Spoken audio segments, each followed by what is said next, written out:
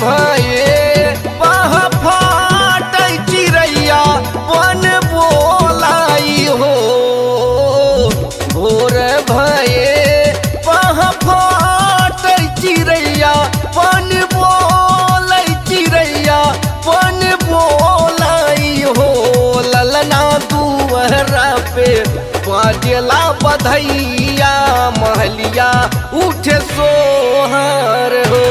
ललना दुअरा पे बाजेला बधैया महलिया उठे सोहर हो।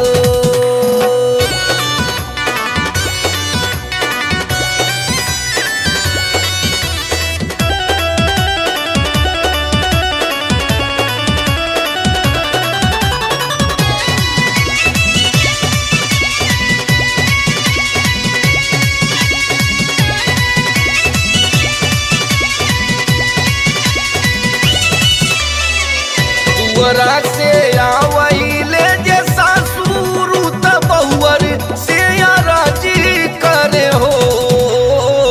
दुअरा से आवैले जे सासुर त बहुअर से राजी करे बहुअर से राजी करे हो।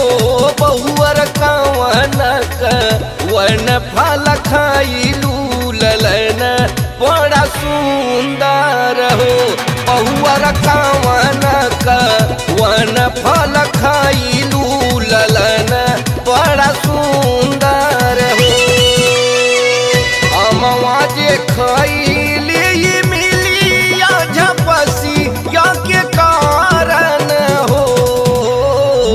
अमवा जे खैली मिलिया झपसी या के कारण झपसी या के कारण हो।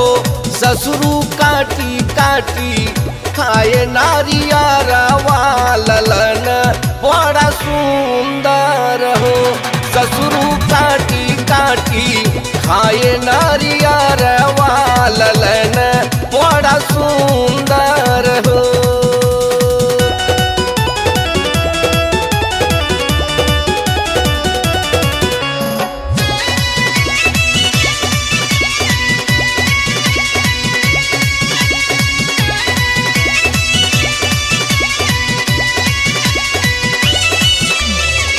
सोनवा महलिया से सासुआ वेली बहुअर से राजी करे हो।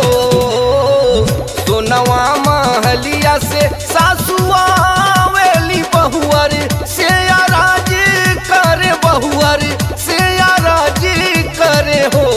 बहुअर कवन वन व्रत रखलू ललन बड़ा सुंदर हो।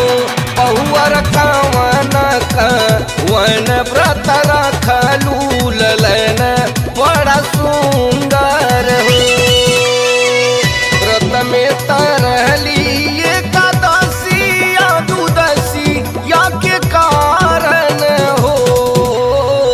व्रत में तरहली एकादशी या द्वादशी या के कारण द्वादशी या के कारण हो। सासुनी मई से रहली तवार ललन बड़ा सुंदर हो। अम्मानी मई से रहली तवार ललन बड़ा सुंदर हो।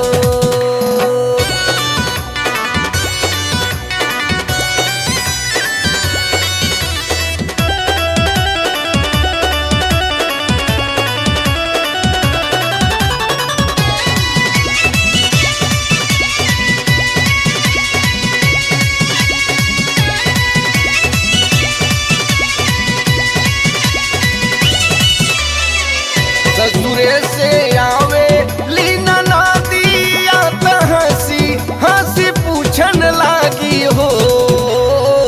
ससुरे से आवे लीना नादिया त हंसी हंसी पूछन लागी हंसी हंसी पूछन लागी हो।